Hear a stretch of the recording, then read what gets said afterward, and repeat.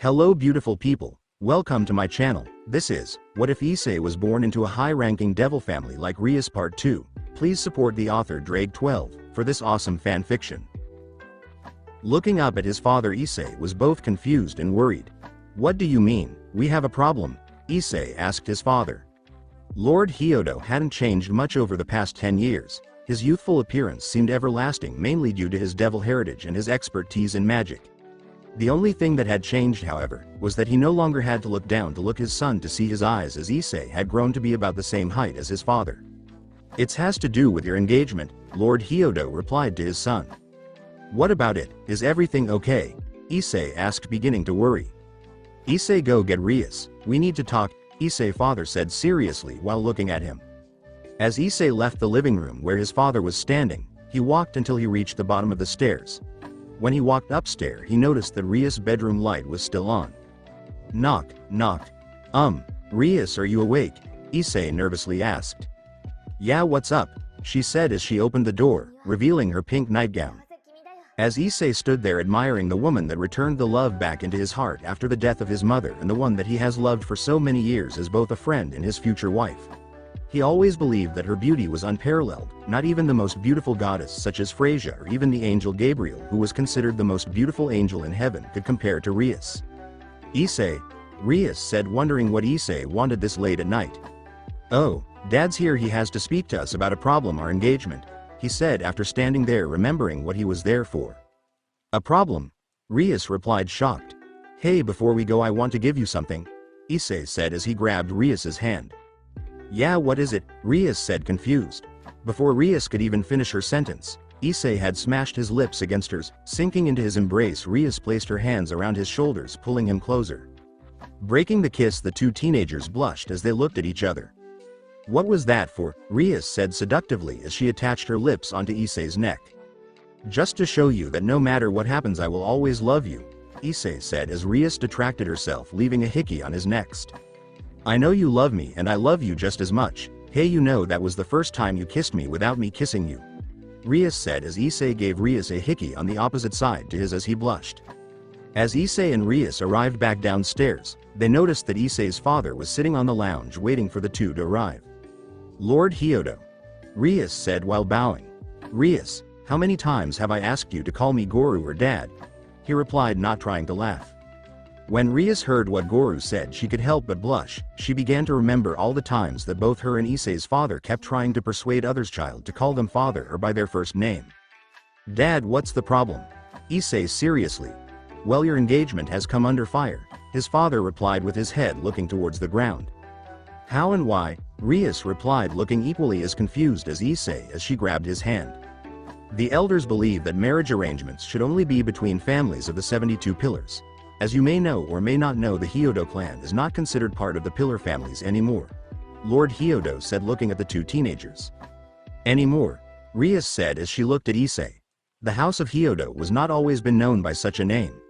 We were once known by the name Boer, Guru said as he looked at the shock on both Issei and Rias' face. Wasn't the Boer clan the 10th pillar family, so that's why Issei can create attacks of darkness because it was their signature ability, but that doesn't explain why can he use light? Rias asked looking towards Guru. My mother was from a family of extra demons as well as half-human, however due to my heightened ability in darkness I'm lacking in light-based attacks and cannot create attacks using it. I do however have a slight tolerance to light-based attacks so I will not feel the same level of pain that normal devils do, Issei explained as Rias held his hand. So why is this affecting our marriage, Dad? Issei asked looking at his father. Well, the reason why Boer was evicted from the 72 pillars was during the Great War. We saved another pillar family from extinction instead of following orders. Due to the selfish nature of the old devils and how they were hell-bent on world domination, the original Lucifer classified us as extinct and it has been that way ever since, he replied. Because of this the elders believe for you to marry Rias you will have to fight someone for Rias' hand in marriage as a sign of strength. Who do I have to fight? Issei asked as he clenched his right fist. The third son of the Phoenix family, Riser, has put up his hand to fight you in a rating game of his choosing. If you lose, Rias is to be handed over to the Phoenix family and forced to marry him immediately, Issei's father angrily responded. Dad, you know how Riser is, he'll just make Rias his trophy wife and his personal sex slave. The young heir said, editing his aura as he looked towards his father, using all his willpower not to go kill Rias right now.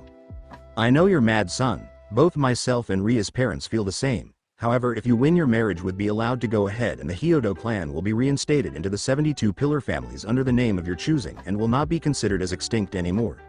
I'm very sorry, son. This is both mine and Zio's fault for not seeing this as a possibility. Lord Hyoudou said as he bowed his head. So how long do we have to wait to meet this prick? Issei said as he held Rias' hand tighter. He will be here tomorrow and will meet you at the Orc Club room. I'll meet you there after the meeting has ended. Goro explained as he teleported away. That bastard, Issei said as he punched the wall, sending drywall everywhere. It's okay, Issei, we'll get through this, Rias said as she walked up and put her hands on his shoulders. No, Rias, it's not okay. First, my mother dies by a fallen angel that should not have known we were in Kuo. Now these old pricks are trying to take someone I deeply care about away. I will not let this happen, Issei said, causing Rias to walk up to him as begin pull him towards bed. It's getting late, Issei, we'll sort this out in the morning, she said, trying to comfort her enraged fiancé.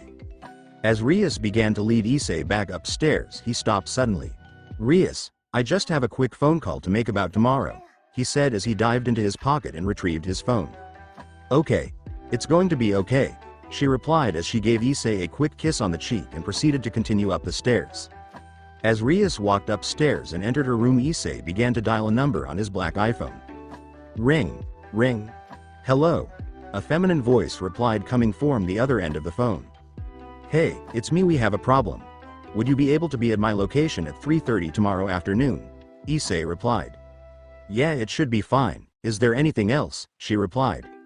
Yeah, hid your power so it's only about 50% of its original strength and come by yourself. You know who is still trying to be declassified as a stray, he replied seriously. Okay, she replied before hanging up. After his phone call, Issei moved off to bed, not looking forward to the day that would follow. Waking up quite early in the morning, Issei was quickly reminded of the day that was to come. Would he lose Rias? Would he shame his family? Issei was totally unsure. As he began to roll over, he was suddenly blocked by two large mounds of flesh. When he opened his eyes, he was shocked to see Rias, the woman he loves, in his bed naked. While Issei began to move back, hoping to not give Rias a weird idea of him, as he was moving back, he crossed his legs, trying to hide the growing boner in his pants. Suddenly his plans were ruined when Rias subconsciously hugged him, pulling him closer towards her. As Rias began to wake, she was extremely happy that Issei was already awake. Morning, Rias, Issei said nervously, hoping Rias didn't feel the growing lump in his pants. Morning, Issei. How did you sleep? She replied, still oblivious to Issei's current situation. It was good, but why are you in my bed and why are you naked? He replied, trying not to look at her glorious body. Well, I was worried about today and couldn't sleep, so I came to see if you were awake. When you weren't, I decided to jump into bed with you to use you as a hug pillow. And you know I can't sleep if I'm not naked, she replied, like it was a normal thing that everybody does.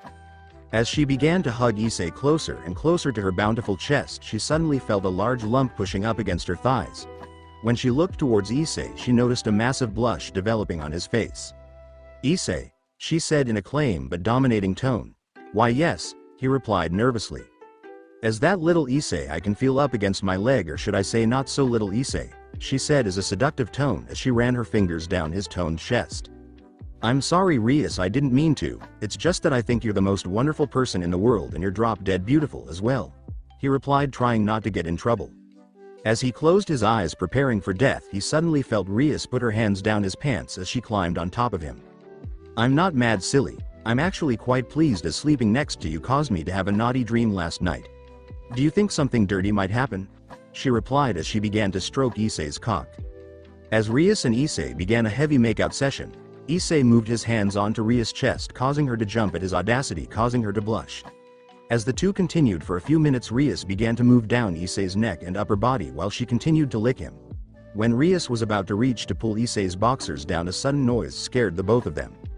Knock, knock. Issei sama breakfast is ready. A shy voice sounded from the other side of the door.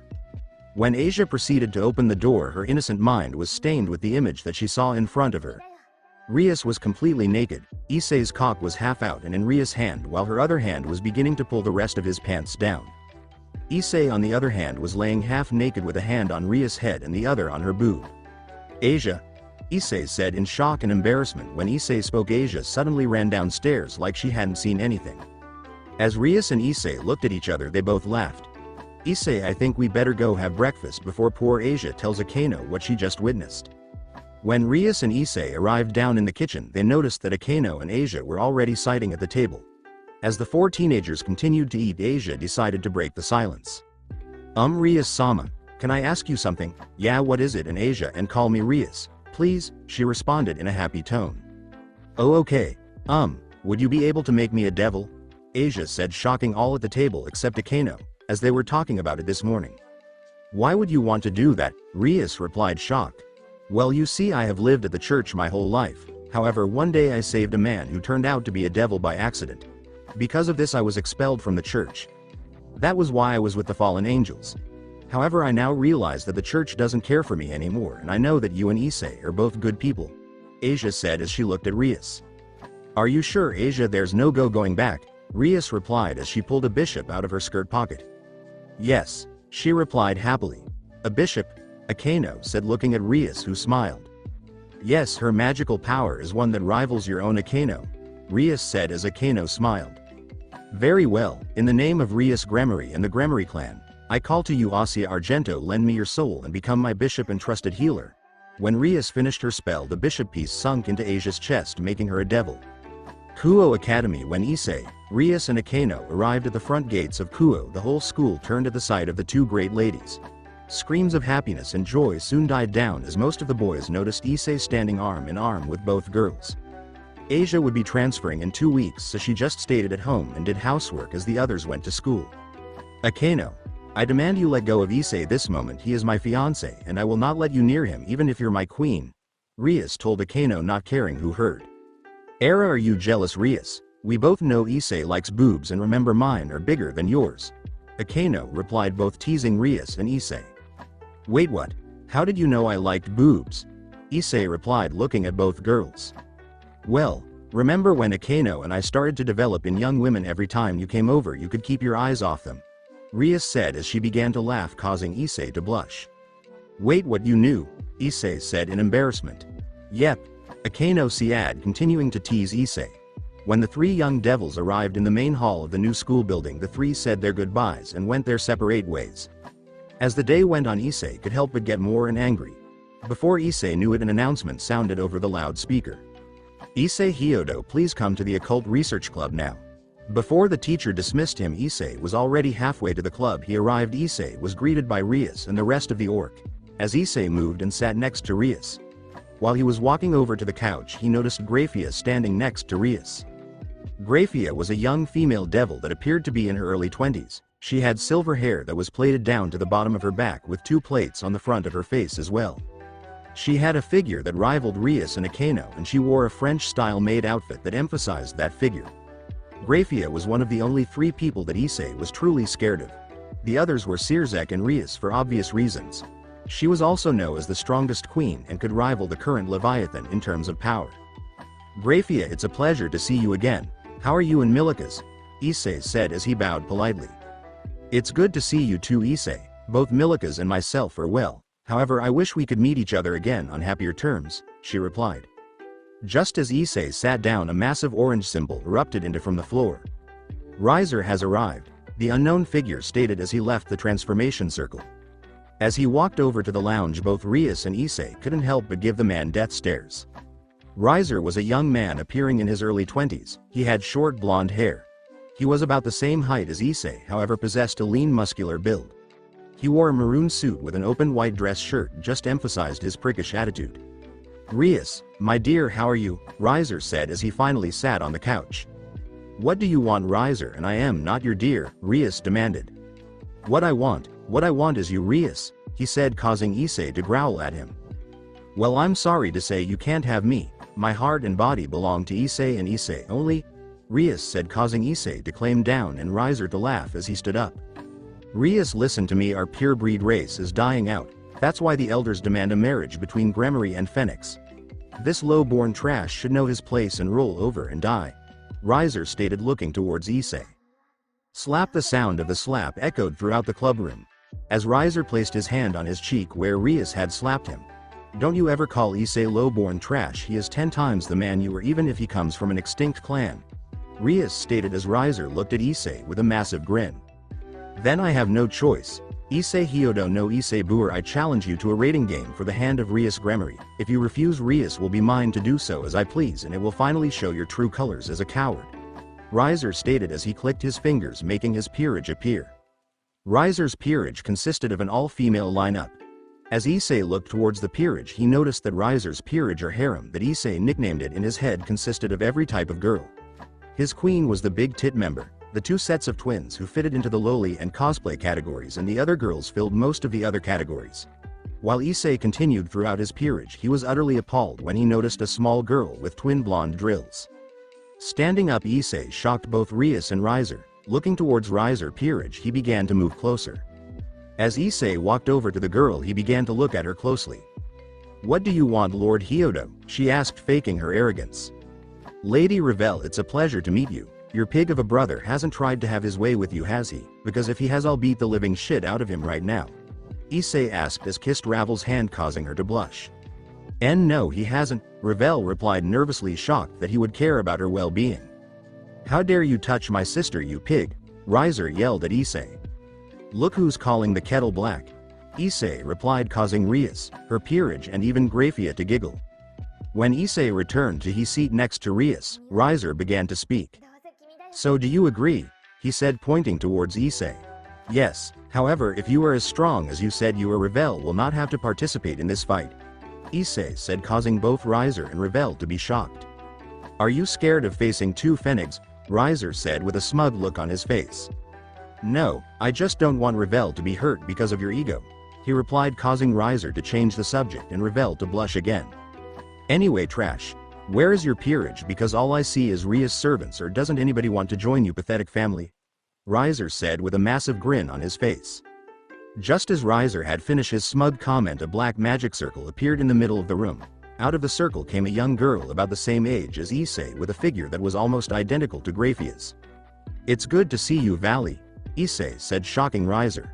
"Who are you?" Riser demanded. "My name is Vali and I'm the queen of the next head of the Hyoudou clan as well as his only piece," Vali said, lying of course about being his only piece, but they didn't need to know that. "One piece? That hilarious. Rias, you'll be my bride in no time. Hyoudou, I'll even give you one more handicap. You can have 10 days to train," Riser said, laughing as he and he peerage teleported away. "Well, that was fun," Vali said, causing Rias and her peerage to look at her. "Rias, I will inform all parties involved about this arrangement and I'll see you in 10 days, Grafia said as she teleported away. As soon as Grafia left, both Issei and Vali bursted out laughing. "What's so funny, Issei?" Rias demanded, "and why does your queen look like Grafia?" Rias asked as she looked at Issei. "Well, Rias, Riser just signed his own defeat. I wanted Revel out of the way as she is the biggest threat in Riser's peerage, not Riser, due to her smarts and Phoenix abilities, and the 10 days training isn't for me and Vali, as one of us alone is enough to defeat Riser." "Then who is it for?" Rias asked, shocked. "It's for you, just in case something happens to us. You can challenge Riser yourselves," Issei said, making Rias understand why they were laughing. "But that doesn't explain why your queen looks like Grafia," Rias asked. As Issei looked towards Vali, he told her that she can trust these people and that they won't hurt her. Vali gave Issei the nod to tell who she really is. "Rias and my close friends, I want to introduce you to my queen, Vali Lucifer," Issei said as he looked at the shocked faces that surround the room. "Did you say Lucifer?" Akeno asked, shocked. "No way," Rias said, equally as shocked as her queen.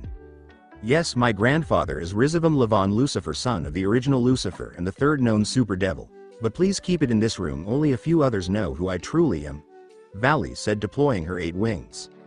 "And that's why she looks like Grafia. It is because the Lucifuge clan once served the original Lucifer, and as a result they took on some characteristics of the clan," Issei explained to the group. "So Issei, how strong is Vali?" Rias asked curiously. "Well, her demonic power equals both yours and mine, if not surpass it, and that's not using her scared gear," Issei said as Vali began to speak. "Scared gear?" Rias asked curiously. "Yes, Lady Gremory, I'm a half-devil half-human hybrid," Vali said as she looked at Rias. "So what sacred gear do you possess?" Akeno asked. "The sacred gear I possess is one of the 13 Longinus," Divining it allows me to divide my opponent's power in half every 10 seconds, and it makes me the current White Dragon Emperor or Empress in my case. Vali said, deploying her sacred gear. The shocks on the faces around the room were off complete disbelief. The room was silent until another black magic circle appeared in the room. Lord Hyoudou, Akeno said as she bowed politely, quickly followed by the rest of Rias' servants. Akeno, how many times do I have to tell you that you and Rias' peerage are part of mine and Issei's family? He said, causing them to raise their heads. Dad, what are you doing here? Issei asked his father. Well, I heard the news that you have agreed to fight Riser from Graphia and that your queen has made her appearance. However, that's not why I'm here, he said, looking at Issei. Hello, Vali, Lord Hyoudou said before Issei could speak. Hello, sir, she said as she bowed respectfully. So why are you here? Issei asked, looking at his father. I came here to seal your sacred gear away for this fight, as it would cause some problems in the underworld, Issei's father said, shocking everyone but Rias, Akeno and Vali. Issei, how can you possess a scared gear, you a pure-blooded devil? Kiba asked, shocked. As Issei and his father told the group how and why his has a sacred gear, Kaneko asked Issei what scared gear he possessed. A bright red light covered the room that came from Issei's hand. When the light died down, Issei's hand was replaced with a red gauntlet. This is the boosted gear, another one of the 13 Longinus. It has the ability to double my own power every 10 seconds. The gear also makes me the Red Dragon Emperor. As Issei's father began to seal the gear, Diedrich spoke up. Albion, Diedrich said, causing Vali's gear to shine. It spoke, Akeno said, shocked. Yes, Diedrich, she replied. Please look after my host while I'm sealed for the short while, he said, causing Albion to blush within the gear. I will, she replied happily. As Issei's father finished the seal and teleported away, Kiba looked towards Issei. Issei, I believe that the two heavenly dragons hated each other. Well, they didn't in the first place, but I'll let both of them explain when Diedrich is unsealed, he replied. As Issei looked at Rias, he noticed that she had sat back at her desk. Rias, is everything okay? He asked, looking towards her. Yes, we leave for training in the morning, she told the group. After the meeting with Riser and Issei's father, Rias, Akeno, Issei and Vali arrived back at Issei's home. Walking into the house, Issei suggested that the girls go and wash up before dinner while he prepares dinner. As the girls went upstairs, Issei wandered into the kitchen and began to prepare dinner. While Issei was preparing dinner, Rias and her queen immediately turned to Vali as they walked upstairs. Vali, how long have you known Issei for? Rias asked, looking towards the silver-haired queen, with Akeno giving her the same look. As Vali looked towards Rias, she began to smile. I met Issei about 9 months ago in Norway. Flashback: 9 months ago, slugging through the knee-deep snow, Issei was struggling to make his way up to the peak of the mountain as part of his training under the Norse god Thor. He had no idea why he was made to do it, but there was in hell that he was going to disobey Thor, someone who was ranked at number 9 on the strongest being in existence. So he just did it. The snow restrained his movements, slowing his usual fast and jumpy pace. The below freezing temperature caused Issei to wear a massive ski jacket as well as the normal skiing equipment. When Issei reached the peak of the mountain that he was climbing, he looked over the mountain. What a beautiful country this is. It's a pity that Rias can't be here to see it with me, he thought as he continued to watch the sun set, with memories of Rias flying through his head. Boom! A massive explosion sounded coming from beneath Issei. The sound of a sudden explosion quickly averted his eyes from the sun set to about 3 kilometers down the mountain. As Issei quickly grabbed the skis that Thor had put on his backpack as supplies for his training, quickly beginning to ski to the site of the explosion, Issei flew down the mountain at breakneck speeds. When he arrived, he noticed about 10 people looking around for something. Where's that bitch? Lord Rizavam wants her alive, one of the hunters said as the others just nodded their heads. Rizavam, there's only one person that I know of with that name. This can't be good, Issei thought to himself as he ducked behind some rocks. As Issei began to follow them, he used his draconic senses that he had developed while training with Tannen to track the person that they were looking for. Beginning to run, Issei soon caught up with the person. When Issei slowed down and began to walk over the next ridge, he saw the person that these people were hunting. She, a young girl, probably only Issei's age. Her silver hair was slightly burnt at the ends and was in terrible condition. The clothes she was wearing looked like they were once a dress, however since then the left arm completely torn off and the right arm's was just as bad. The midsection of the dress also had what appeared to be dog scratches running down the left side of her body. She was currently running barefoot and her feet were blistered and bleeding. While Issei began to move his way towards the girl, he noticed that there were some armed guards waiting for the girl just over the next ridge. Fearing for the girl's life, he quickly teleported and grabbed the girl before teleporting back. As Issei arrived back on the ridge that he only left minutes ago, the girl in his arms was kicking and trying to bite him, as she thought he was one of the armed guards, causing him to take his hand off her mouth. "Let me go, you bastard, I'm never going back to that place, you can't make me," she screamed at Issei. "Shush, it's alright. I'm not here to hurt you," he said, trying to comfort the girl. "I don't know who you are or what you're being hunted for, but you're safe." As he felt that the small girl began to stop struggling, he finally let go of her body. "My name's Issei. I am sorry about the people chasing you, but I'll help you," he said in a polite manner as he stretched out his hand. "My name's Vali," she said, reluctantly accepting his hand. "Vali, if you don't mind me asking, why were the men hunting you?" Issei asked, trying to get some information out of Vali. "Okay, just don't send me to them when I tell you. Do you believe in the supernatural?" she asked, total forgetting how Issei rescued her. "Yes, I do," he replied. "Do you believe in God?" she asked back. "I know God exists, but I don't follow his teachings," he told her, shocking for a second before she continued. "The truth is, I'm a devil, but I'm not any devil. I'm the great-granddaughter of Lucifer, the original devil. My grandfather is Rizavam Lavan Lucifer, the son of the original Lucifer. The reason I ran away was because my father and grandfather physically, not sexually, abused me and my mother out fear that one day I would rival and surpass their power due to the power of the Lucifer bloodline and the sacred gear I possess. Eventually I had to run away after I witnessed my mother be killed in front of me. The truth is, she was trying to protect me from them two monsters. After that I ran away, fulfilling my mother's last wish, and that's how I ended up here," she explained, crying as she told him, causing Issei to hug her tighter. "I'm so sorry to hear that, Vali, but you're safe now. The truth is, I'm also a devil with a sacred gear," he explained, shocking Vali. Before Vali could respond, magical attacks began to be shot at the two teenagers. Pulling Vali's hand, Issei began to run away from the attacks. As they continued to run, Issei noticed that Vali was limping and was slowing them down. As a result, Vali was suddenly picked up by Issei in the bridle position as he began to run faster. "It's okay, Vali, I told you I'll protect you," he said as he ran into a cave. Immediately after Issei and Vali ran into the cave, the entrance of the cave suddenly collapsed, trapping the two inside. As Issei and Vali were too exhausted to teleport out of the cave, they used the last of their strength to create a fire and some wood to keep it burning. When Issei and his new companion woke early in the morning, hugging each other for warmth and comfort, they noticed that the entrance of the cave was still blocked with snow. "Issei, what sacred gear do you possess?" Vale asked nervously. "I possess the boosted gear," Issei replied, striking fear into Vali. No, how can the only one to show be comfort my only friend be my greatest enemy?" Vali replied, shaking nervously as she backed away towards the back of the cave. "Vali, what sacred gear do you possess, and why are you shaking all of a sudden?" Issei asked, still oblivious to the situation. "Why, Albion, why is my only friend I've ever had my greatest enemy?" Vali said, asking the only other no support she could trust, apart from her mother. Before Albion could even answer, Issei did something that shocked her as he got down on his hands and knees. "Albion-sama, thank you for protecting Vali through her hard times and keeping her sane," Issei said, shocking both Vali and Albion. "Diedrich, what is your host doing?" Albion asked curiously. "Well, Albion, this particular host cares more about protecting others more than gaining glory by defeating opponents," Diedrich replied to the other dragon. Hearing this, both Albion and Vali lowered their guard. As Issei stood up, he asked something that shocked everyone in the cave, including Diedrich. "Vali, will you become my queen? I will never treat you as a tool, and you still have your own free will.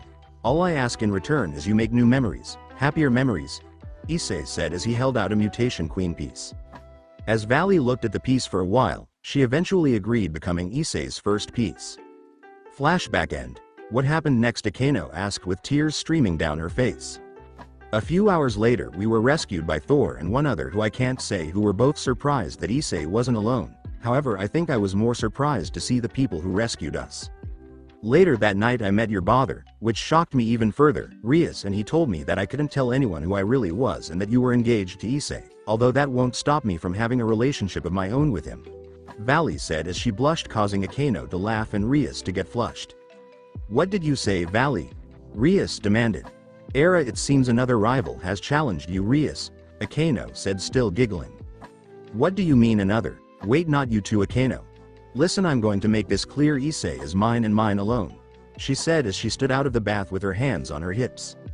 Rias, you know that harems are accepted in the devil world. Even your father has one. It's going to happen one day. Akeno said, defending her claim to Issei as she just stood out of the bath. Since when have you liked Issei? Rias asked her sister Queen. Ever since we played together as kids, he did brought me out of my depression after my mother died.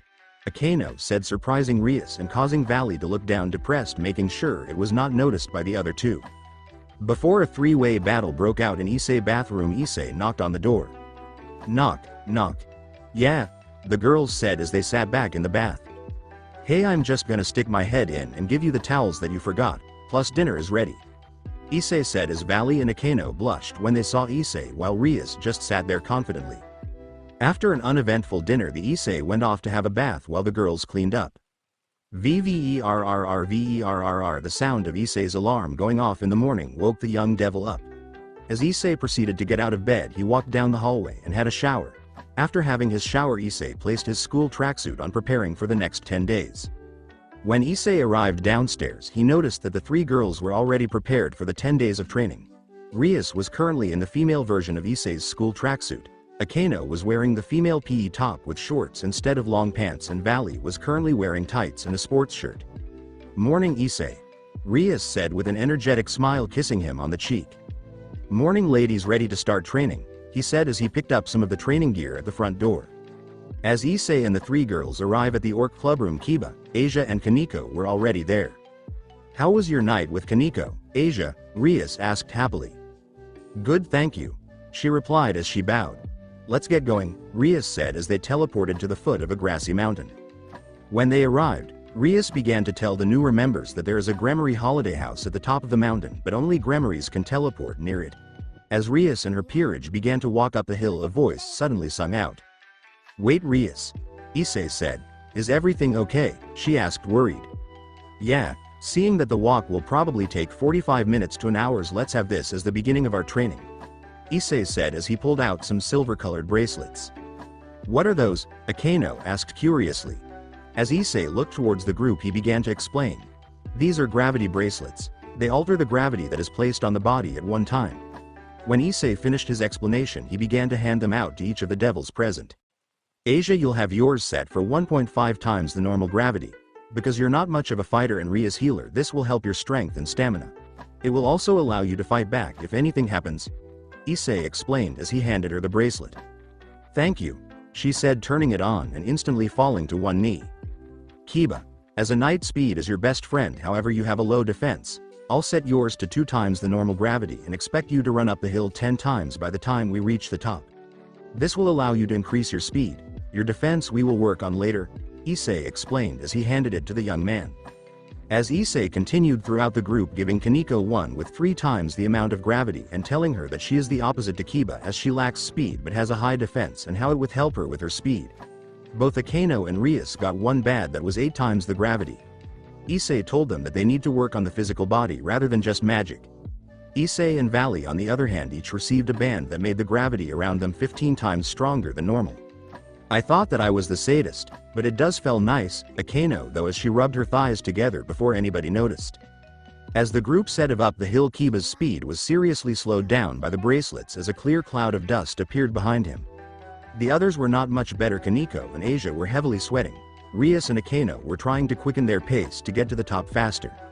Even Vali and Issei were having trouble, as they would normally use their sacred gears to lessen the pressure, but due to Issei not having his gear at the moment and Vali not using hers, even they were struggling. When the group arrived at the top of the mountain, they all collapsed and released their bands.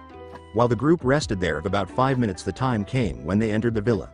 Rias was quite surprised to see an unexpected guest waiting to greet them. Mother, what are you doing here? Rias said, shocked. Well, dear, your father and I aren't very happy with the terms of this arrangement, and when Issei contacted you about this little training session, I thought it would be good for me to come help out, Lady Gremory replied, scaring her daughter as she knew how strong she was. As the group entered the meeting room, Issei quickly moved and stood in front of a whiteboard while the others sat at the table. The way this training camp is going to run is in a 10-day system. This system will work in the following way. Everyone would have 8 days of training trying to improve their weaknesses and strengths. Then on the 9th day we will have a mock rating game, and the 10th will be a rest, Issei said as he drew up the training regime. So who does what? Rias asked curiously.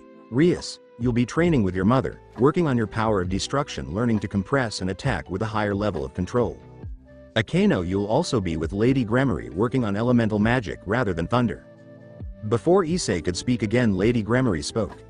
Issei, how many times do I have to tell you to call me mother or Venelana? She said, causing both Issei and Rias to blush and the others to laugh. As Issei regained his composure, he began to speak again. Asia, you'll be in individual training, working on how long you can keep your healing powers going for and how many people you can do at once. Kiba and Kaneko would spar together as you both excel where the other one lacks. Vali, you and I will spar using demonic power only. Issei said as he went through the training program for the day. This training program would last for 8 days, then we will meet back here and see everyone's progress, Issei said as the others began to stand up. As the devils went off and began their training, Issei walked over to the window and began to watch the devils begin training. Issei, Vali asked. What's up? Issei replied curiously. I know that one of us alone would be able to beat Riser, but it's going to be over quickly if both of us fight, and I can see you want him to suffer for threatening to take Rias, but that's a bit overkill even for battle maniacs like us, she said as she looked at Issei. We better get to training. I think I have an idea on what we can work on and how to beat Riser in a fun way for us, he said with a mischievous grin. Rias and Akeno's training. Akeno, Rias and Venelana Gremory were currently standing in a field that was surrounded by the great lake that was near the house. Venelana was currently wearing her battle gear that she used to wear when she competed in raiding games. It consisted of a gray chest plate, shin guards, shoulder guards and metal skirt, while the rest of her body was protected by a black skin-tight bodysuit and her hair was tied back in a single ponytail. Both Akeno and Rias were now in the girls' Kuo Academy tracksuit. Rias, Akeno, I want you to come at me with everything you got, Venelana said as she began to power up. As Rias and Akeno both felt a shiver run down their spines, Venelana fired a warning shot at the girls. You're going to have to move if you wish to stand a chance, Venelana said as she continued to attack them. Because of the constant attacks, both girls were forced to enter the sky to avoid Venelana's attacks. Akeno, attack my mother from above while I go from the bottom, Rias said as she began to attack her mother. As Rias and Akeno began to attack together, their combined attack caused Venelana to move out of the way. Jumping into the sky, both Rias and Akeno were surprised by her speed. Very good, ladies, however that is not going to do much. Rias, your attacks are sloppy, Venelana said, vanishing then reappearing as she drove a fist into Rias' abdomen, causing her to fly into the nearby water. Akeno, you're overthinking your attacks, Venelana said as she disappeared and punched Akeno in the back, causing her to plummet into the ground. When Rias and Akeno began to stand back up, they noticed that Venelana hadn't even broke a sweat. How are you this strong? No wonder why no one could compete with you growing up, Akeno said as she looked towards Venelana. There was one person that could compete with me, Venelana said, shocking the girls. Who? Rias said, shocked, thinking that there could be anybody that could compete with her mother. Issei's mother, but that conversation for another time, Venelana said as she shot another shot towards the girls. The constant shots caused frustration to run through Rias and Akeno. It also gave them further encouragement to continue fighting Venelana with all they had. This continued on for about 10 minutes. Punches, kicks and magical attacks destroyed the area that they were fighting in. Unfortunately, while Rias and Akeno were trying to catch their breath, Venelana fired a magical attack using her power of destruction, hitting both girls, causing both Rias and Akeno to be knocked unconscious.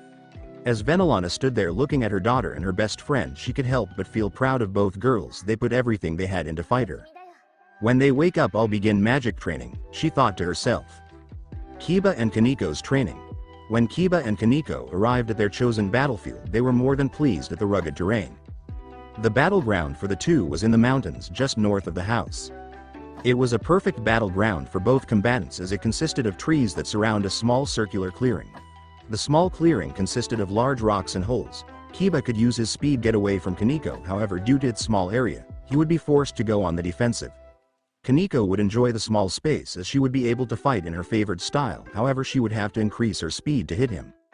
Issei picked the perfect spot for use, would you agree, Kaneko? Kiba said as looked towards Kaneko. Yeah, she replied in her normal monotone voice. As the fight began between the two, Kiba used sword birth to create a sword about 1 meter long that was covered in flames. Kiba ran to attack first and began to use his rapid speed, creating the illusion that appeared behind him in a couple of blurry images. Bouncing off trees and rocks, he began to try and look for a weakness in Kaneko's defense. While Kiba was jumping around, Kaneko was forced to increase her speed to the uppermost portion of her ability to keep up with the slowed knight. As Kiba began to charge at Kaneko at full speed, he began to stab and thrust his sword at her. As Kaneko began to tire, Kiba took the opportunity to slash Kaneko's legs to cause her collapse onto one knee. Kiba stood above Kaneko thinking he had the victory, lifting his sword up to finish the injured rook. However, much to Kiba's surprise, Kaneko drove her fists right above his knees. Kiba was thrown back into the nearby rock, destroying it on impact, knocking him out. When Kaneko looked around the area that they had been fighting in, she noticed that several trees had been knocked down, as well as the rock fighting area had been transformed into a massive crater. Issei and Vali training. When Issei and Vali arrived at their training area, they could see that Venelana was beating both Rias and Akeno without trouble. They were on the other side of the lake, able to look over at a struggling Rias and Akeno. Issei was currently wearing a gym singlet and loose pants. Vali, on the other hand, was wearing a white sports bra with short black pants, emphasizing her stunning figure that secretly Issei believed that could rival both Rias and Akeno, as he tried not to stare. As the two stood on opposite sides of the field, Vali was the first to speak.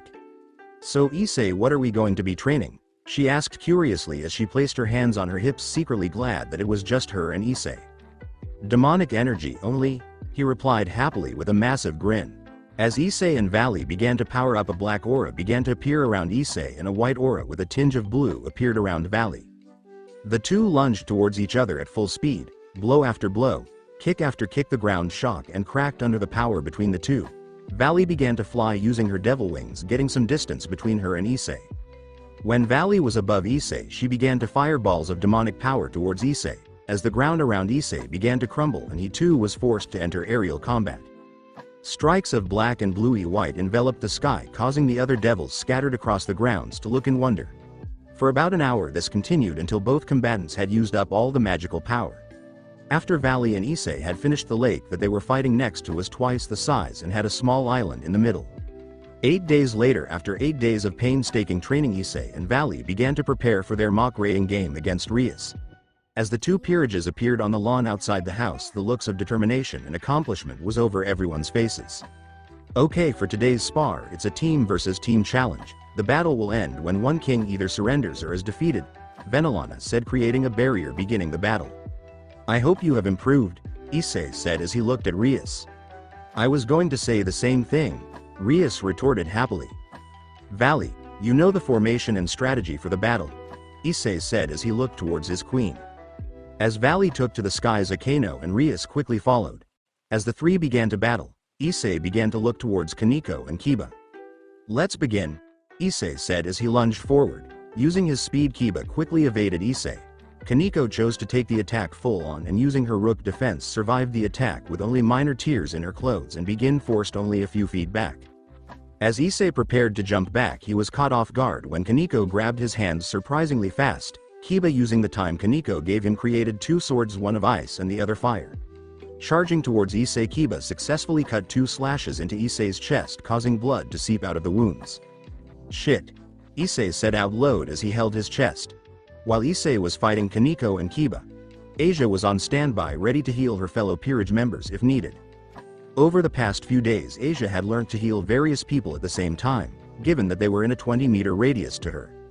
As Asia was standing in the back of the battle, Rias and Akeno were having trouble finding a weakness in Vali's defenses. Firing shots of destruction and thunder towards Vali forced her to move out of the way. Vali is quite surprised at the speed and accuracy of the attack. Not surprising, through Venelana did train them, she didn't earn the title of Brunette Ruin Princess for nothing, Vali though to herself. While Vali was busy avoiding the attack, Akeno had moved into a position with a clear shot at Vali. As the smoke cleared, Vali noticed that Rias and Akeno had trapped her into a crisscross attack. "Bring out thunder," Akeno said as lighting came down from the sky. "Ah," Rias said as she fired 3 balls of destruction towards Vali. Creating defensive barriers around her, Vali took the full grunt off the attack, causing her to plummet to the ground. Smashing into the ground, Vali created a massive crater in the ground. Issei, who's still recovering from the slashes caused by Kiba, broke from Kaneko's grip, sending a spin kick directly to her chest, sending her flying into a couple of rocks, knocking her out if the fight. As Issei turned his attention to Kiba, he noticed something different about the knight. "What is that armor?" he asked curiously. "This emu I created during my training," I took what you said about knights having a low defense and created this leg armor using my sacred gear. Don't get me wrong, I don't think it's my balance breaker, Kiba said, responding to Issei's question. That's very creative. I bet Rias is very proud like I am. However, I'm going to have to beat you, Issei said as Kiba charged towards him. With Kiba charging towards him, Issei dashed towards Kiba with equal speed, as the sound of the two clashing created an eerie silence that covered the battlefield. When everyone looked towards the two, looking down from their aerial battle valley, Rias and Akeno noticed Kiba and Issei just standing there with their back turned towards each other. Continuing to look for a couple more seconds, they noticed that Kiba had began to sway and began to fall towards the ground, ending his part in the battle. Good fight, Kiba. I completely trust you with Rias' life, he said as he walked past the fallen knight.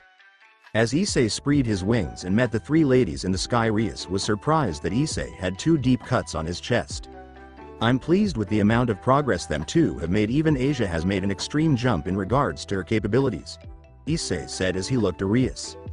Are you ready to see who wins this battle? My eyes. I will treat your wounds after you have been defeated, Rias replied as she powered up. As Akeno and Rias flew next to each other with their backs facing each other, they began to look at Vali and Issei, who hovered only a few meters in front to them. Suddenly Akeno sent an ice attack straight towards Issei, as Issei evaded the attack, retaliating by sending an attack of darkness towards the Priestess of Thunder. Flipping out of the way of Issei's attack, Akeno and Rias both began to fight Vali and Issei head-on. As the four began a 2 versus 2 battle, the sky was filled with destruction, darkness, ice and thunder attacks. After 10 minutes the battle in the skies had ended and given way to a battle on the ground. You may be the love of my life, but I'm not going to lose to you, Issei, Rias said with a smile on her face as she climbed out of a crater that Issei had sent her into. The same goes for you, my love, Issei replied as he pulled an ice spear out of his leg that Vali created for Akeno, who deflected towards Issei, successfully spearing him in the leg. As Issei began to charge an attack that would end the fight, Rias did something that Issei wasn't expecting. She switched places with Akeno, who was currently fighting Vali. The switch shocked both Issei and Vali, and as a result the two girls were able to fire an attack that neither of them could avoid. Divide, Albion's voice run out as Vali held out her hands. As Rias' attack was divided and eventually disappeared, Vali let out a sigh of relief. That was a good shot, Rias. I don't think I would have been able to stand if I got hit with that attack, Vali said, praised the red-headed girl who smiled at the White Dragon Empress's praise. Vali was the lucky one out of the dragon par. As a result of his sacred gear being sealed, Issei was not able to avoid the attack. Arg. Issei groaned in pain. Era Issei-kun, them sounds you're making are turning me on, Akeno said as she rubbed her thighs together while biting her bottom lip.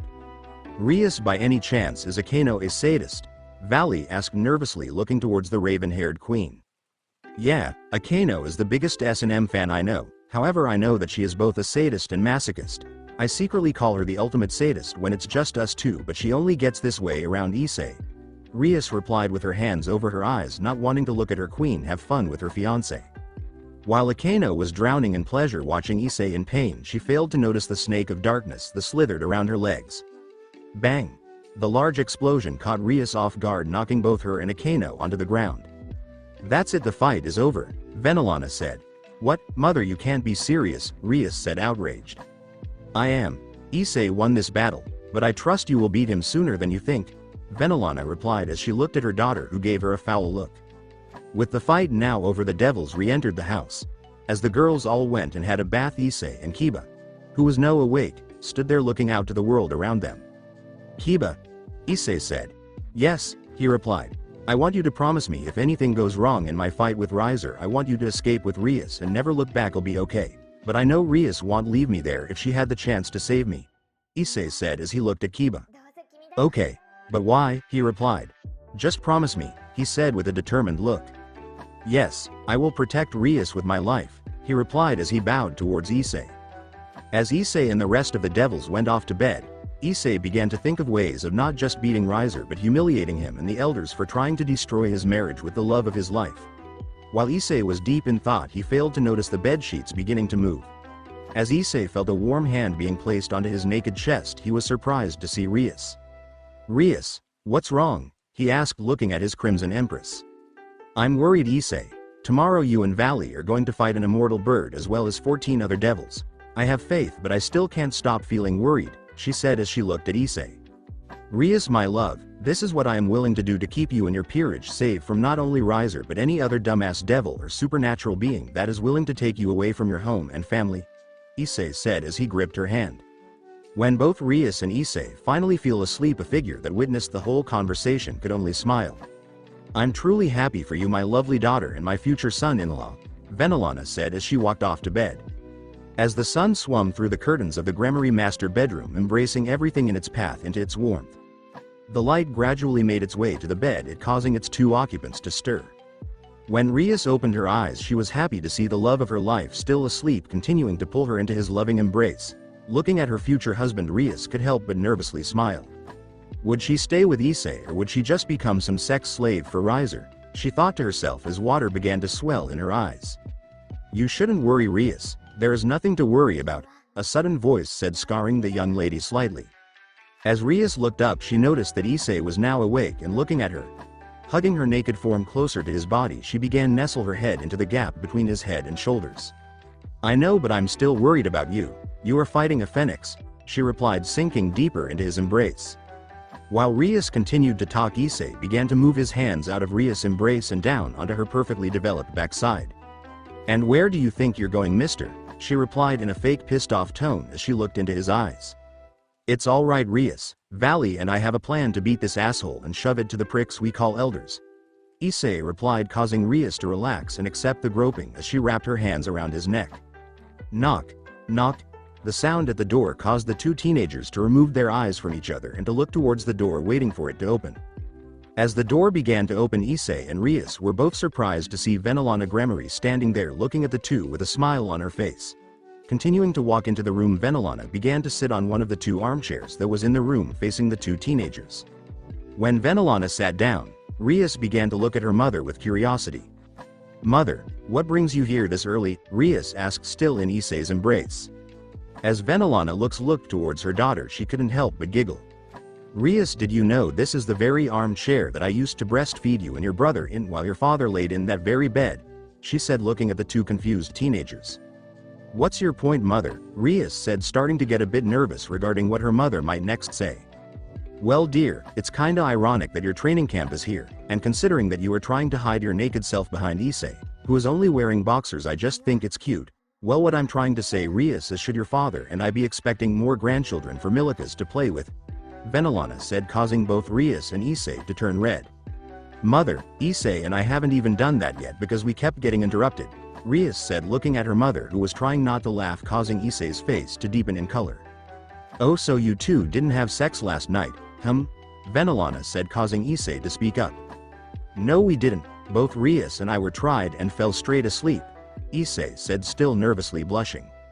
Anyway, the reason that I came up here was to tell you that breakfast is ready, Venelana said as she got out of the seat and left through the door. Well, that was embarrassing, Rias said as she looked towards Issei. Well, it was better than her walking in and seeing her daughter having sex with her future husband this early in the morning, Issei replied, causing the two to laugh before Issei kissed her on the lips. As the two began to get out of bed, Rias proceeded to give Issei another kiss on the lips. Walking over to her closet, Rias pulled out a pair of matching pink lace underwear and one of Issei's red t-shirts. When Rias finishes putting her and Issei's shirt on, that reached mid-thigh, she turned around to see how ready Issei was. As she looked towards him, she realized that he was ready, wearing a blue tank top and swimming trunks that perfectly defined his developed arms and chest, causing her to blush. When Rias and Issei arrived at the breakfast table, Rias was shocked to see her mother cooking in the kitchen. When Venelana turned around, she was pleased to see Rias and Issei had arrived for breakfast. As the group of young devils were joined by the rest of Issei's and Rias' peerages, they all began to eat. Lad, Issei began but was cut off by Venelana. It's mother to you, young man, she said, looking at Issei, who jumped back a little at her tone. Mother, I didn't know you cook like this, he responded, looking at Venelana.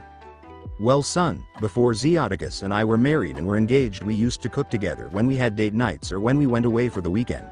The truth is, both Zeoticus and I are very good cooks, however we do not have the time to cook at home, much to our dismay, Venelana said, shocking all but Rias and Akeno, as she was the one that taught the girls to cook. After an awkward breakfast, the group proceeded to move outside, where they discussed the plans for the day. Today, as all of you may know, the elders believe that the marriage between Rias and Issei is not in the best interest for Devilkind, have devised a plan that includes Riser Phoenix to fight Issei in a rating game. The winner of the rating game, who the elders believe will be Riser, will get to marry Rias and do whatever they wish with her household, Venelana said as she looked at the young devils. If Issei wins, however, Rias and his wedding will be legalized, as well as the Boer clan, which is what the Hyoudos were originally called, will be accepted into the 72 pillars once again. When Venelana finished her discussion regarding the events of the day, the looks of shock, anger and worry were written over the faces of all present. Before the discussion could continue, a white magic circle appeared. As the magic circle began to disappear, it was replaced with the figure of a young woman that looked like she was in her early 20s. "Greetings," the woman said as she bowed respectfully, looking at the current head and the heirs to the Hyodo, Boer, and Gremory clans. "Hello Grafia," Venelana said as she looked at her daughter-in-law. "Grafia, it's time, isn't it?" Rias said as she looked at her sister-in-law with a troubled look. As Grafia began to walk towards the group of devils, she stopped when she arrived where Rias and Issei were standing. "Yes, my lady, the battle between Riser Phoenix and Issei Hyoudou is about to start. Are you ready to go?" Grafia said, looking at Issei and Vali. Nodding, the three soon turned and said their parting words. As Issei was about to enter the magic circle that Vali and Grafia were already standing in, he felt a sudden pull on his left hand. "Rias, is everything all right?" Issei said curiously. "I love you, Issei, don't you ever forget that I will stay by your side until our last moments. Just be safe," Rias said as she kissed Issei on the lips while hugging him close as she began to cry. When Rias and Issei parted, a white light engulfed the young man. As he began to disappear, Rias heard Issei's voice once again. "I love you to Rias, don't you ever forget that, and I will do anything to make you happy," he said as he finally disappeared. As the bright light died down, Rias could help but collapse to her knees. When she hit the ground, she could help but release a flood of tears that streamed down her face. Comforting her daughter, Venelana proceeded to bring her daughter into her embrace. "It's going to be okay, Rias. Issei will be fine," she said as Rias began to weep into her mother's clothing. "I know, mother, but I can't help but worry about him. He is fighting a phoenix who is rumored to be immortal," Rias said as she continued to cry into her mother's bountiful chest. "Rias, Issei will be fine. He's stronger than any of you know. The truth is, I haven't seen a young devil with this much potential since Sirzek and Ajuka were children, and they are now considered super devils. I think he will be okay," Venelana said, shocking Rias as well as comforting her regarding Issei's strength. "Well, we better get ready," Akeno said, looking towards the mother and daughter pair. Teleporting to the battlefield for the raiding game, Issei and Vali had a look of confusion on their faces. Grafia sama, though we were going to the battlefield," Issei said, looking at Grafia with confusion. "Well, Riser thought that one more handicap will help him show you how inferior you were to him, so he let the battle be at your current schooling institution," Grafia said as she looked towards Issei. "What an idiot," Issei thought to himself. "The battle will begin in 30 minutes, so now is the time you should use to make your game plan. Oh, and Issei, save my little sister from this asshole. Both Sirzek and I believe that you and her should be together. Good luck, little brother," Grafia said as she teleported away, causing Issei to blush. As Issei and Vali sat down discussing their plan of how to destroy Riser, Rias and her peerage were all at the Gremory mansion getting ready for the upcoming battle. When Rias pulled on her red dress, the girls in the room could only stare in amazement. Rias's dress consisted of a slim-fitting style that hugged her figure perfectly. The one shoulder strap emphasized her large chest and also hugged her buttocks perfectly. Her red shoes also complemented her dress and hair color perfectly, and the blue earrings complemented her eyes. Akeno, who was all ready for the fight tonight, chose to highlight her Japanese heritage and wore a black kimono with a white sash that had gold features running through it. She also decided that she should wear her hair in a simple plait that ran down her back. Rias and Akeno clothing for this evening really highlighted the truth about what the students say about them at Kuo Academy, and how they were the perfect representation of the perfect Eastern, Akeno, and Western, Rias. Remaining girls could only stare in amazement. Asia, who stood there very nervously, was wearing a yellow dress that showed very little skin. "It's okay, Asia, there's nothing to be worried about," Kaneko said as she walked up to the former nun. Kaneko was wearing a small pink dress that only reached above her knees, with 2 cat hair clips in her hair. As the group was about to teleport to the corporate box to view the rating game, Kiba walked in wearing a simple black suit with a white dress shirt complemented by a black bow tie. When they teleported into the corporate box, they noticed 4 figures already present in the room. "Greetings everyone," Goru said as he noticed Rias and her peerage. Hello future father-in-law. Rias replied cutely, causing the adults in the room to laugh. As Rias and her peerage began to sit on the lounge with Goru, Zeoticus and Venelana who were sitting on the lounge across from them. When the devils were all comfortable, Sirzek stood up from the throne his was sitting in and walked over to the group. Rias, there's no need to worry about Aiz-kun, he is doing this not only to save his house and bring them back from extinction but also to protect you, he said, reassuring his little sister as he placed his hand on her head. With the game about to start, small screens began to fill the window in front of them. The major screen in the middle was a live feed of the game. The smaller screens around it were of the spectators to this private game. One screen in particular caused Rias' blood to boil. On this screen a group of 7 individuals were seen sitting around a rectangle table. The smug looks and looks of disappointment were seen by all who was watching the game. These individuals had caused many problems for the underworld, and many devils believed that the elders were unneeded anymore, and many favored the 4 great Satans to rule over them.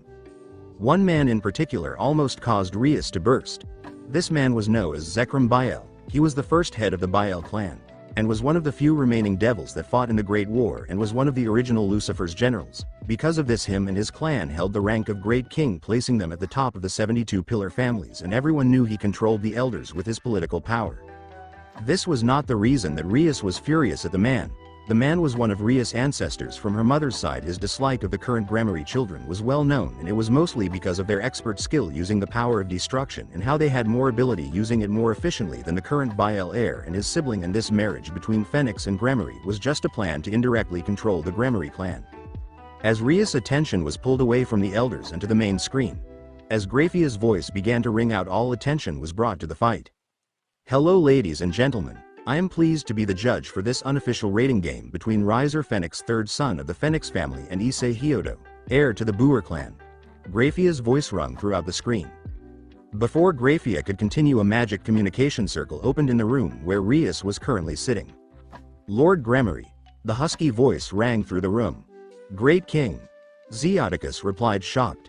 To think that the great Grammary clan would sink so low to allow their only daughter to marry this Boer trash. To think that you would give your blessing for your and my bloodline to be tainted by trash must bring great shame upon your family. The Great King spoke. Before anyone could respond, Sirzek spoke up.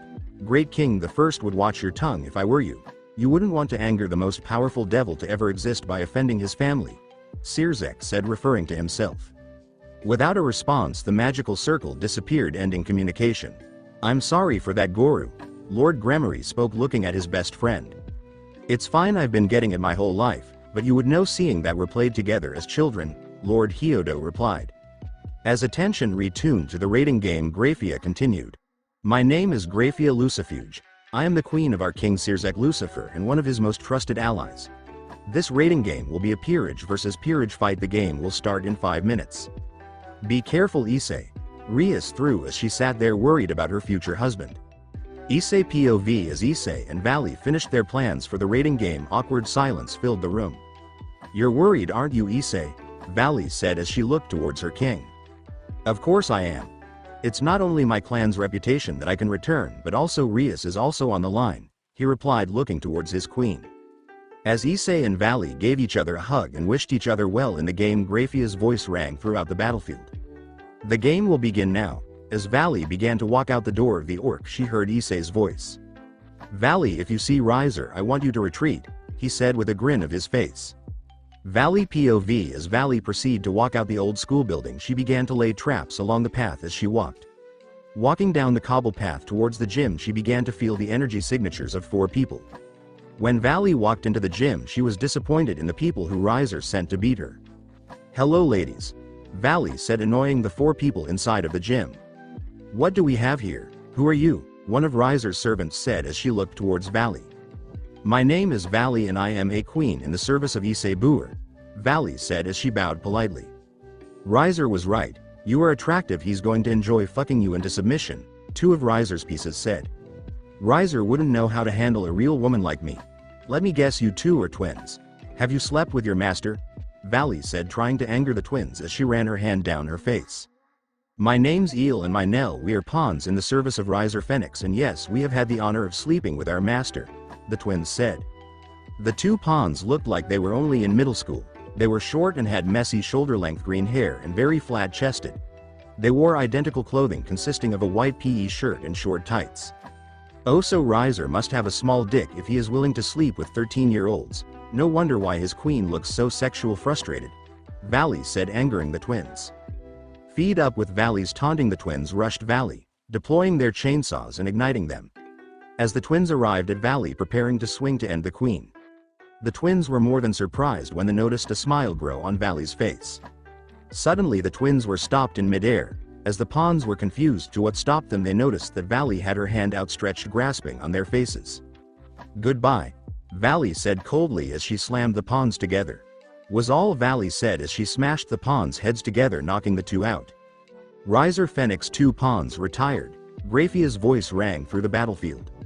As Riser's 2 other pieces stood in total shock at how easily the twins were taken down, the two began to walk away in hopes of trying to retreat and regroup with Riser. Turning to run, the two were met with a wall of ice suddenly blocked their escape route. You know it's rude to flee in the middle of battle, Vali said as she charged at the two. As Riser Rook, who was wearing a Chinese outfit, tried to put up a defensive pose, soon found out how strong Vali kicks were. Smash! The sound of ice crumbling to the floor sent shockwaves throughout the gym, smashing out the glass windows in the process. When the smoke cleared, ice laid across the floor. Where the ice once stood, Riser Rook was laying unconscious with her head burned deep into the icy wall. Riser Fenix Rook retied, Grafia said. As Vali turned her gaze toward the only remaining piece, Vali noticed that she was shaking uncontrollably. I surrender, the pawn said as she collapsed to the ground unconscious due to fear. Riser Fenix pawn retired, Grafia's voice sounded over the arena again. As Vali walked out of the gym, she sent a destructive wave of demonic energy towards the gym. Boom! When the gym exploded, it was replaced with a giant crater with blue magic dots that looked like tears vanishing into the sky. Continuing to walk away, she thought to herself. That was boring. Vali, though, as she dusted off the dirt from her Kuo girl's skirt. Issei POV. As Issei heard the explosion of the gym, he knew that Vali had done her part in rattling Riser's cage. No pun intended. Standing up, Issei continued to walk towards the door. Pulling the door open, he proceeded to walk down the very path that Vali walked only 20 minutes prior. Continuing to walk down the path, he noticed the amounts of high-level traps that Vali had laid. Being to walk faster, Issei soon arrived at Kuo's main quadrangle. The main quadrangle at Kuo was like any other. It was a large concrete area that was surrounded by the school buildings and the sporting courts on the other side. At the furthest end of the area stood a stage where the teachers and the student council sometimes spoke. When Issei finally stopped, he began to speak. I know you're out there, I can sense your auras, there's no point hiding, Issei said as he began to tie his shoes. As the bushes that surrounded the quadrangle began to rustle, Issei noticed 8 figures began to appear. The 8 figures that appeared from the bushes were girls of various ages, races and species. While Issei was standing there assessing the girls' strengths and weakness, he led the girls to believe that he did not see them surround him and acted shocked when they spoke. Are you ready to die, scum? One of the girls said. This girl in particular caught Issei's attention. She had pink hair that was tied into a plait about halfway down her shoulders. She wore a skimpy high school girl's uniform and showed the bottom half of her breasts. Issei noticed that she was part of a set of twins with her sister looking exactly the same but with blue hair. The thing that caught Issei off guard was the cat ears and single tail that protruded from their bodies. While various girls began to say similar or the same thing, the cat girl said Issei was secretly creating a magic circle around the girls. As the talking and insults began to die down, the girls began to notice that Issei was smiling. What are you smiling for? The other cat girl said as she looked toward Issei. Oh, I'm just happy because you all fell into my trap, Issei said as a massive light filled the area. Trap, they all said together. When the light died down, a massive black dragon stood behind Issei. The dragon was a massive dragon, Western dragon about 10 meters tall. Think a small version of Diedrich. What is that? A girl in a mask over half her face said as she looked on at the dragon in fear. Well, this here is a creation of my own power. It tracks the magic circles that I placed on you while you were bragging about how Riser is going to win this fight and take Rias away from me. The truth is, this dragon actually based of a really good friend of mine. Unfortunately, he can't help me with this problem, so I created this attack. However, this is only about a 1/1,000,000th of the real dragon's power. I personally have never used this attack, so I have no idea what it can do, but during my training my mentor did tell me that tracking is one of the most effective ways of catching your prey. I call it the Dragon of Darkness, Issei said smugly, causing the girls to charge at him. Charging at him, all the girls had their chosen weapon drawn. The cat twins and 2 other pawns had their fists ready to punch Issei. The 2 knights had their respective swords drawn and the girl with the mask and 1 other had their legs ready to roundhouse Issei. As they got closer and closer to IsseixRias and the other orc members began to get nervous at how close they were getting to Issei, who still wasn't moving. Suddenly the 2 knights and risers remaining rook were smashed across the quadrangle by the dragon's massive tail, creating massive craters where they and the dragon's tail landed. Seeing their opportunity to attack the dragon from behind, the twins' cats attempted to punch the dragon. As the girls neared the great beast, they were suddenly stopped when the dragon quickly turned around and breathed an attack of darkness, incinerating the girls immediately. 2 of Riser Fenig's pawns retired. Grafia's voice rang out. As soon as the dragon had finished with the twins, he grabbed the 2 knights and smashed them together before throwing them over the school building, rendering them both unable to fight. Riser Fenix's 2 knights retried, Grafia said once again. Realizing that the dragon was too strong for them to beat, the remaining of Riser's pieces charged at Issei. Suddenly the 2 maid pawns and the exotic dancer pawn were caught in a sheet of ice. "You took your time," Issei said, joking, looking at the one who sent the attack. "Hey, at least I showed up," Vali said, sending a smart-ass comment back, causing Issei to stick his tongue out in response, causing Vali to laugh. "Do you want to finish them or do you want me to?" Issei said, looking at Vali. "Nar, I'll do it," Vali said as she sent an attack of water, destroying the ice wall that the girls were encased in, knocking them out. Riser Fenix's 3 pawns retired. Grafia's voice rang out over the battlefield once again. With all her support, defeated Riser remaining piece charged at Issei in a last attempt to beat him. As the girl got closer to Issei, she began to raise his fist. Sending a punch towards Issei, she was surprised when he caught it in his left hand. "That's not very nice coming from a cute girl. What's your name?" Issei said, causing the girl to blush. "My name's Isabella and I am a rook for Lord Riser," she said, trying to hide her blush. "You haven't slept with that pig of a master, have you?" Issei said as Isabella looked at Issei with a growing blush. "No, I am loyal to Revel Fenix and stay as far away from Riser as possible," Isabella said as Issei smiled. "That's good," Issei said as he drove a fist into her gut, causing her to fall unconscious. As she was falling to the ground, Issei caught her and gave her a kiss on the cheek, shocking all that were watching and angering Rias, Akeno and Vali. Riser Fenix Rook retired, Grafia said.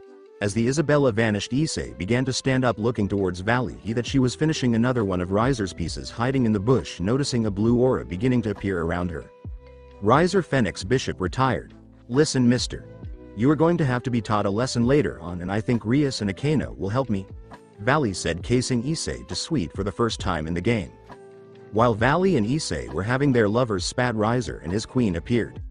"So the trash actually can fight," Riser said smugly as he looked down on Issei.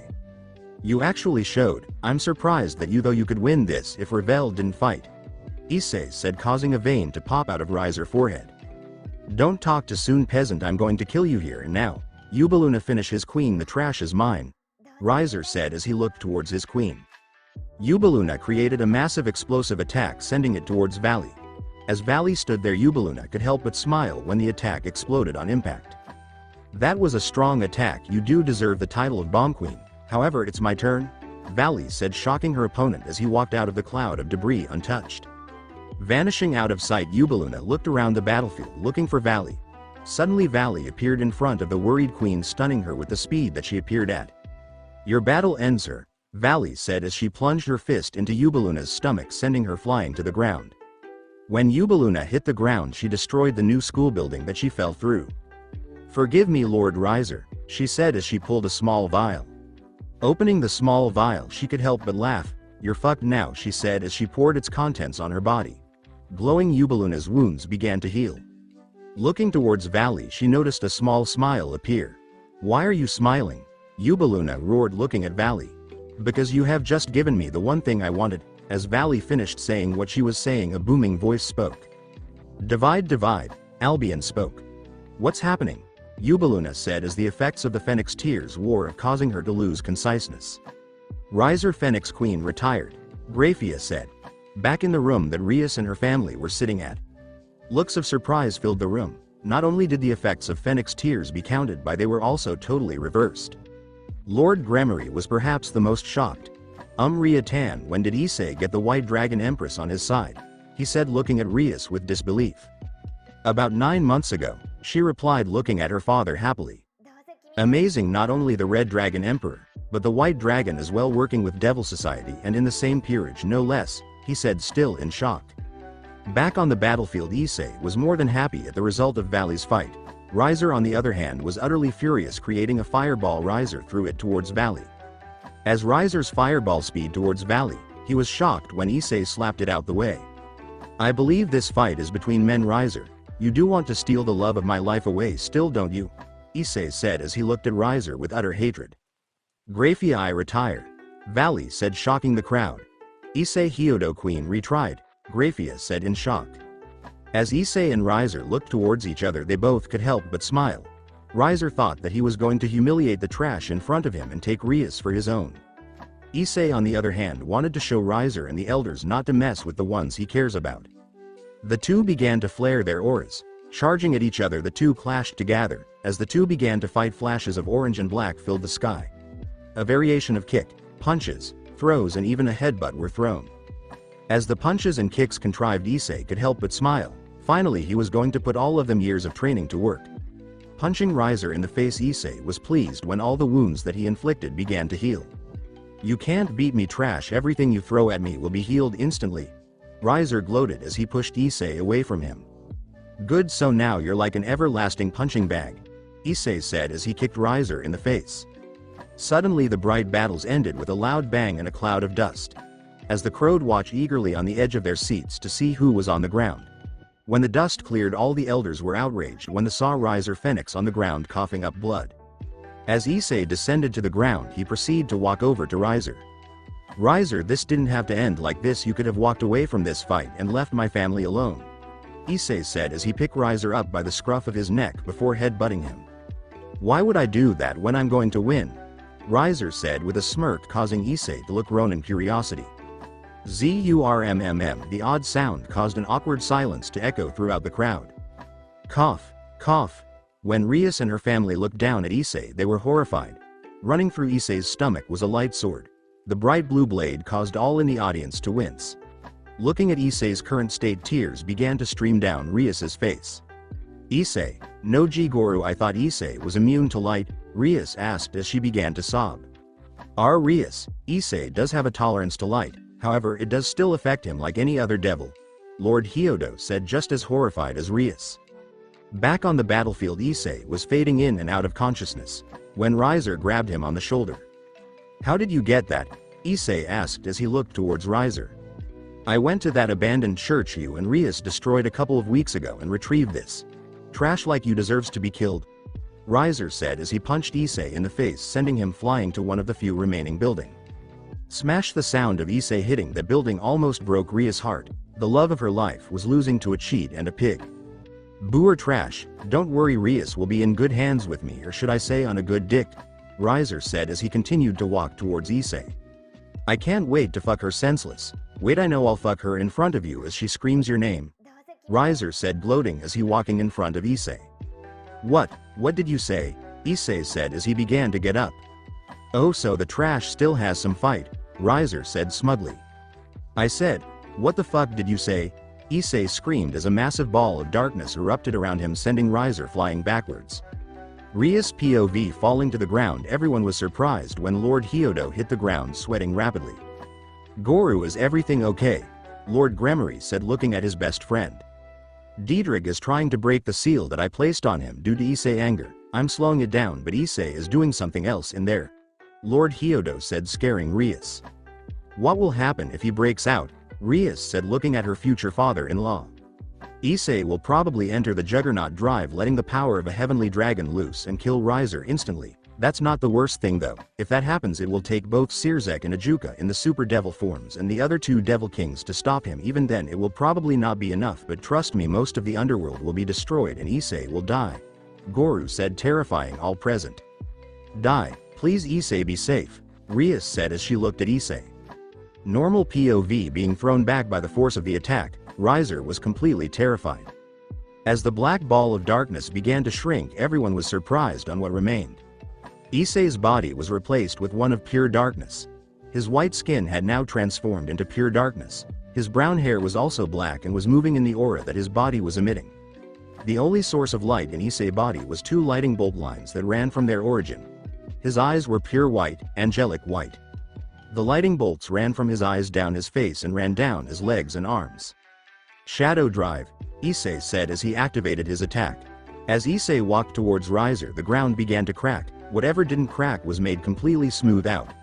Smiling Riser began to set himself alight only for it to be instantly absorbed by the black hole that was Issei. Charging towards Issei, Riser's fist was engulfed in flames. Getting closer to Issei, Riser thrusted his fist right into Issei's face only for it to do no damage. "Is that supposed to hurt?" Issei said, causing Riser to send a flurry of kicks toward Issei. Ending his onslaught, Riser stepped back a step hoping that would be dead or knocked out. Suddenly Riser's left wrist was caught in Issei's black hand. Pulling Riser closer, Issei proceeded to clothesline Riser, causing him to fall on the ground hard. Riser, knowing he could beat Issei in this fight, began to run away. Issei, seeing that Riser was trying to run away, caused him to laugh. Vanishing at god-like speeds, Issei quickly reappeared in front of Riser. Smashing his fist into Riser's face caused all in the crowd to squirm when the bone-crushing hit smashed into his face. Riser, being completely frozen in fear, caused him to be left open to Issei's attacks and allowed Issei to pump punch after punch, kick after kick into Riser. Falling to the ground, Riser was left to Issei's mercy. "Please, please, you're a monster, please don't kill me, I surrender," Riser pleaded. "Surrender? You would not have given me the option to surrender," Issei said with a deep demonic voice. As Issei prepared to finish Riser off, he suddenly vanished. Riser Pfennig's surrender accepted. Winner Issei Hyoudou. Graphia's voice sounded for the final time. In the spectators' box, everyone was either shocked, scared or amazed. The elders were furious that their plans were destroyed and their feed was cut immediately, all except one. Vanishing into a magic circle, Rias soon appeared next to Issei. "Issei," she said, crying tears of joy as she grabbed her exhausted fiancé. Issei, that was the last thing he remembered before he passed out. As Rias began to shake him, trying to wake him up, a calming hand was placed on his shoulder. "It's okay, Ria-tan. Issei is okay, he's just used all of his energy," Sirzek said as he looked at his sister and future brother-in-law with pride. 3 days later, waking up, Issei shielded his eyes from the bright light that was above him. As his eyes began to adjust to light, he noticed that he was laying in a hospital bed somewhere in the underworld. Trying to sit up, Issei was pleased to see his crimson-haired princess laying under the sheets in the bed he was laying in. Laying back down, Issei must have woke Rias by accident. "It's okay, my princess, no one will ever take you away from the ones you care about again, and if they try to, they will pay," Issei said, hugging Rias close to him. "I know," Rias said, scaring the shit out of Issei. "Rias, how long have you been awake for?" Issei asked, still scared on how Rias had just woken up.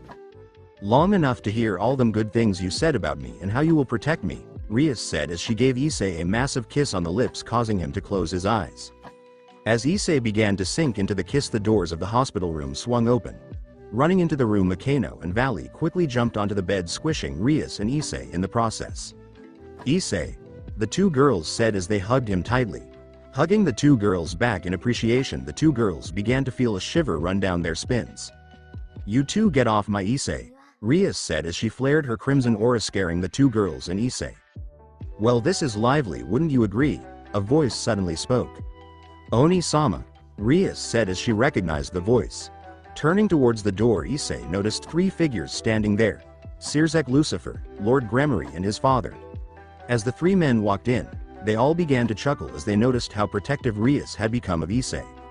"Congratulations on your victory, Issei-kun," Sirzek said as he looked at the young man hugging his sister. "Thank you," he replied respectfully as he scratched the back of his head. "Yes, it was a very good fight. You make me proud to call you my future son-in-law," Lord Gremory said as he looked at Issei. "Your mother would be every bit as proud as I am at the moment, son, for protecting your family," Lord Hyoudou said as he hugged his son. "Thank you, all of you," Issei said as he looked at the 3 men. As the devils began to talk about the fight and the outcomes of it, Sirzek began to speak. "Issei, as a result of your victory, you and Rias are free to get married to each other if that is still your wish," Sirzek said as both Rias and Issei nodded in agreement. While Sirzek was telling Issei the outcomes of the fight, Issei's father was unsealing Diedrich, much to his pleasure. On top of that, the Boer clan will be welcomed back into the 72 Pillars in 2 days. Until then, get some rest, Sirzek said as him and the other 2 men left. After the men left, the two lovebirds and their peerages who had arrived with the Devil King awaited orders from their kings. "Okay everyone, let's go home," Issei said, much to the happiness of everyone. That's it for this video. And if you guys liked the video, please leave a like and subscribe and share this video with your friends. Take care guys.